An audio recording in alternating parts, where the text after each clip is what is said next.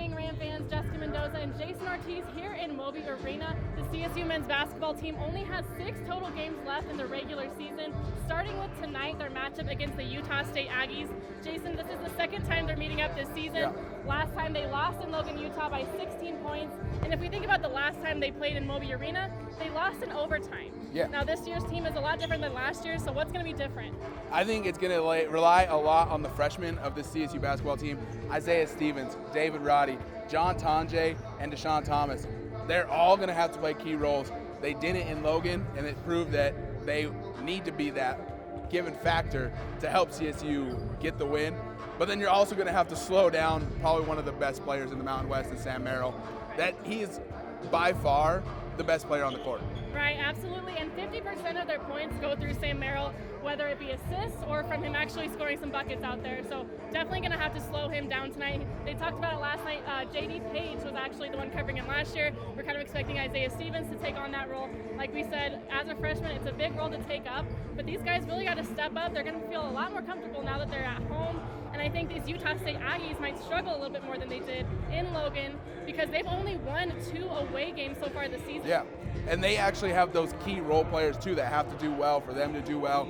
Diogo Brito, 6th man of the year basically last year. Then you have Bean, who he is really just like that energy guy. He goes and gets rebounds, he does the dirty work, and if he's playing his A game along with Brock Miller, Utah State's a tournament team that's really hard to beat. Right, absolutely, and there's so much talk around Nico Carvacho being the leading rebounder in the Mountain West. However, their 7-footer, Neemias Queta, and Bean, like you said, they both step up and are able to kind of get those second chance points going for the Aggies, so they're definitely going to have to slow them down tonight.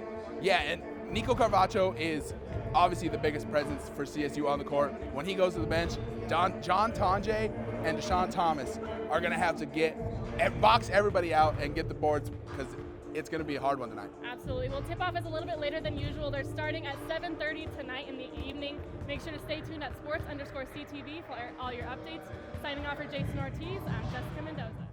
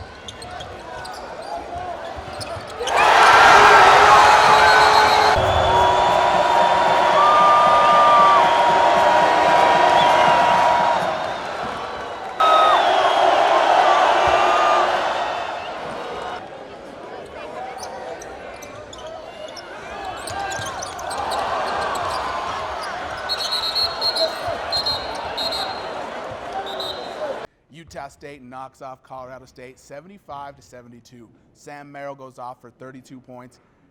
Neemias Queta, a double-double. Jess, what happened in this game? I mean, I think you said it right there. Sam Merril was uncontainable tonight. I mean, he was 12 for 18 from the floor. The Rams just could not slow him down. And when it came to CSU's offense, they weren't themselves tonight. I mean, I think they were trying to do too much on the floor, and they were just kind of sped up by Utah State, and that definitely made them struggle, especially in the first half. Yeah, Sam Merril is a proven Ram killer. He is demolished CSU every single time he plays against him. CSU's probably thankful he is graduating. They might face him one more time. But CSU started off the game really slow. Utah State didn't miss a basket, it seemed, in the first 10 minutes. And then they finally got Queta into foul trouble.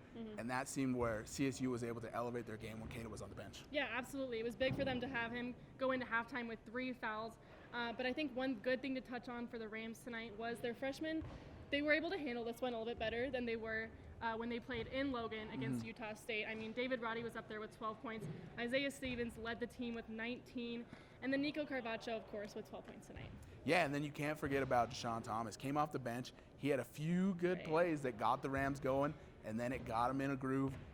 And then there was one play where he just let Sam Merril run right past him, fouled him, and that kind of killed the momentum. Right, absolutely. And I asked Chris Martin after the game, a lot of people are looking at you guys as a serious contender. Why should this loss not change their minds? Why should this not have them stop looking at you like you guys are for real? And he said, because we know this team, what this team is capable. We know what we can do out there. Now they're going to go in and play Wyoming, the worst team in the Mountain West right now. Only one Mountain West win. They're going to have to make sure not to play down to their level. Yeah, of course. And you got to think, CSU drops into a tie for third. Utah State moves into a tie for second. You got to, it's who can take it in the tournament outside of San Diego State is up in the air for sure. Absolutely. Well, we will have CTV reporters out in Laramie for the Border War basketball game. Reporting for CTV Sports, I'm Jessica Mendoza. And I'm Jason Ortiz.